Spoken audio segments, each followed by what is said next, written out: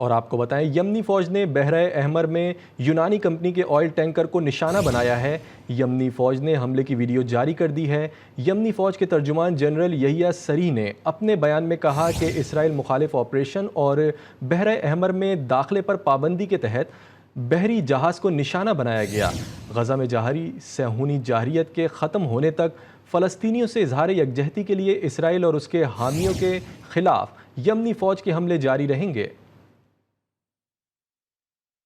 اور آپ کو بتائیں ایرانی وزیر خارجہ عباس عراقچی کا کہنا ہے کہ رہبر انقلاب اسلامی نے حکومت کو اسلامی جمہوریہ ایران پر عائد غیر قانونی پابندیوں اور ایرانی قوم پر ان کے ممکنہ اثرات کو بے اثر کرنے کا مشن دیا ہے۔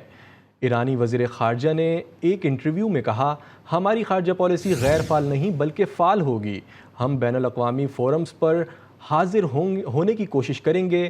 اگر کوئی نیا آرڈر بن رہا ہے تو ہمیں غیر فعال نہیں ہونا چاہیے۔ ہمیں اپنے مفادات، خطے اور عالم اسلام کے لیے کردار ادا کرنا چاہیے۔ وزیر خارجہ نے مزید کہا کہ رہبر معظم آیت اللہ سید علی خامنائی نے 2 مشنز پر زور دیا۔ پہلا مشن پابندیوں کو بے اثر کرنا ہے، جس پر پوری حکومت کو عمل کرنا چاہیے۔ ہماری دوسری ترجیح سفارتکاری کو افریقہ اور مشرقی ایشیا تک پھیلانا ہے۔ تیسری ترجیح وہ ممالک ہیں جو مشکل حالات میں ایران کے ساتھ کھڑے ہیں۔ غزہ کی بات کریں گے اور آپ کو بتائیں گے غزہ میں صہیونی فوج کی درندگی جاری ہے۔ مرکزی غزہ کے علاقے بریچ کیمپ پر صہیونی بمباری سے متعدد فلسطینی شہید ہو گئے۔ شہداء میں بچے اور عورتیں شامل ہیں۔ صہیونی فوج نے خان یونس میں قدیم مسجد کو بم نصب کر کے شہید کر دیا۔ حماس نے صہیونی فوج کے اس فعل کی شدید مذمت کرتے ہوئے کہا کہ یہ اقدام صہیونی فوج کی انتہا پسندانہ فطرت کو ظاہر کرتا ہے جو نفرت اور جرائم سے بھری ہوئی ہے۔ غزہ میں شہداء کی مجموعی تعداد 40,334 تک پہنچ گئی۔ صہیونی فوج نے القسام بریگیڈ کی کارروائیوں میں 3 صہیونی فوجیوں کی ہلاکت کی تصدیق کر دی ہے۔ اور آپ کو بتائیں یمنی فوج نے بحیرہ احمر میں یونانی کمپنی کے آئل ٹینکر کو نشانہ بنایا ہے۔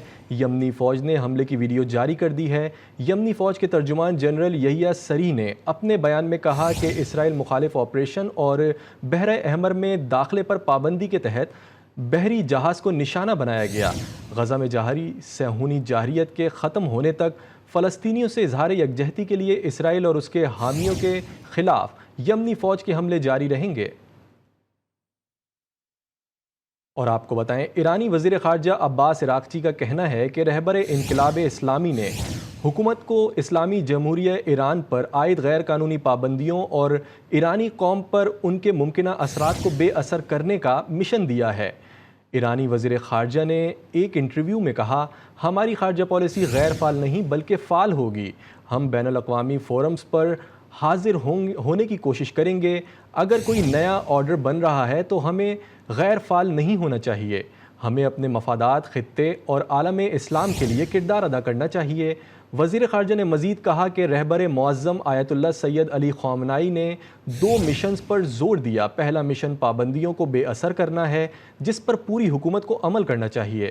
ہماری دوسری ترجیح سفارتکاری کو افریقہ اور مشرقی ایشیا تک پھیلانا ہے۔ تیسری ترجیح وہ ممالک ہیں جو مشکل حالات میں ایران کے ساتھ کھڑے ہیں۔ غزہ کی بات کریں گے اور آپ کو بتائیں گے غزہ میں صہیونی فوج کی درندگی جاری ہے۔ مرکزی غزہ کے علاقے بریچ کیمپ پر صہیونی بمباری سے متعدد فلسطینی شہید ہو گئے۔ شہداء میں بچے اور عورتیں شامل ہیں۔ صہیونی فوج نے خان یونس میں قدیم مسجد کو بم نصب کر کے شہید کر دیا۔ حماس نے صہیونی فوج کے اس فعل کی شدید مذمت کرتے ہوئے کہا کہ یہ اقدام صہیونی فوج کی انتہا پسندانہ فطرت کو ظاہر کرتا ہے جو نفرت اور جرائم سے بھری ہوئی ہے۔ غزہ میں شہداء کی مجموعی تعداد 40,334 تک پہنچ گئی۔ صہیونی فوج نے القسام بریگیڈ کی کارروائیوں میں 3 صہیونی فوجیوں کی ہلاکت کی تصدیق کر دی ہے۔ اور آپ کو بتائیں یمنی فوج نے بحیرہ احمر میں یونانی کمپنی کے آئل ٹینکر کو نشانہ بنایا ہے۔ یمنی فوج نے حملے کی ویڈیو جاری کر دی ہے۔ یمنی فوج کے ترجمان جنرل یحییٰ سریح نے اپنے بیان میں کہا کہ اسرائیل مخالف آپریشن اور بحیرہ احمر میں داخلے پر پابندی کے تحت بحری جہاز کو نشانہ بنایا گیا۔ غزہ میں جاری صہیونی جارحیت کے ختم ہونے تک فلسطینیوں سے اظہار یکجہتی کے لیے اسرائیل اور اس کے حامیوں کے خلاف یمنی فوج کے حملے جاری رہیں گے۔ اور آپ کو بتائیں ایرانی وزیر خارجہ عباس عراقچی کا کہنا ہے کہ رہبر انقلاب اسلامی نے حکومت کو اسلامی جمہوریہ ایران پر عائد غیر قانونی پابندیوں اور ایرانی قوم پر ان کے ممکنہ اثرات کو بے اثر کرنے کا مشن دیا ہے۔ ایرانی وزیر خارجہ نے ایک انٹرویو میں کہا، ہماری خارجہ پالیسی غیر فعال نہیں بلکہ فعال ہوگی۔ ہم بین الاقوامی فورمز پر حاضر ہونے کی کوشش کریں گے۔ اگر کوئی نیا آرڈر بن رہا ہے تو ہمیں غیر فعال نہیں ہونا چاہیے۔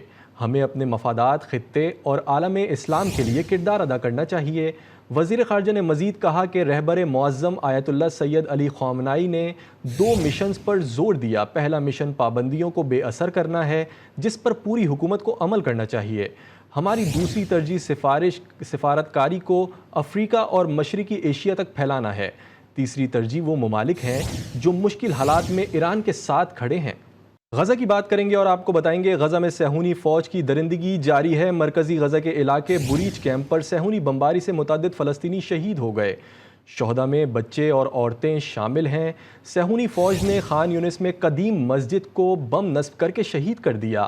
حماس نے صہیونی فوج کے اس فعل کی شدید مذمت کرتے ہوئے کہا کہ یہ اقدام صہیونی فوج کی انتہا پسندانہ فطرت کو ظاہر کرتا ہے جو نفرت اور جرائم سے بھری ہوئی ہے۔ غزہ میں شہداء کی مجموعی تعداد 40,334 تک پہنچ گئی۔ صہیونی فوج نے القسام بریگیڈ کی کارروائیوں میں 3 صہیونی فوجیوں کی ہلاکت کی تصدیق کر دی ہے۔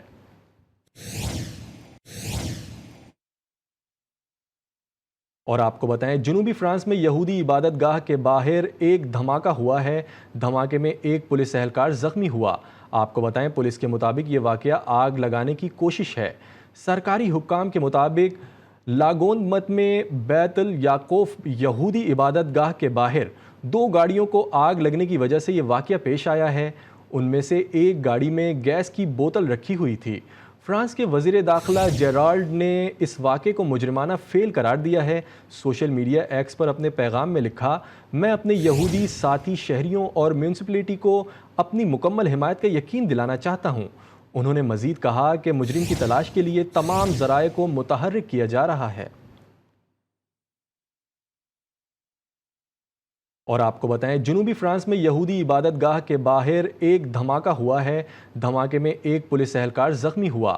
آپ کو بتائیں پولیس کے مطابق یہ واقعہ آگ لگانے کی کوشش ہے۔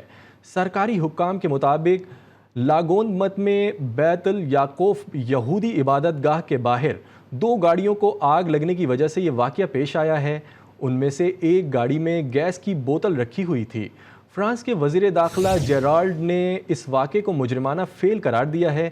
سوشل میڈیا ایکس پر اپنے پیغام میں لکھا، میں اپنے یہودی ساتھی شہریوں اور میونسپلٹی کو اپنی مکمل حمایت کا یقین دلانا چاہتا ہوں۔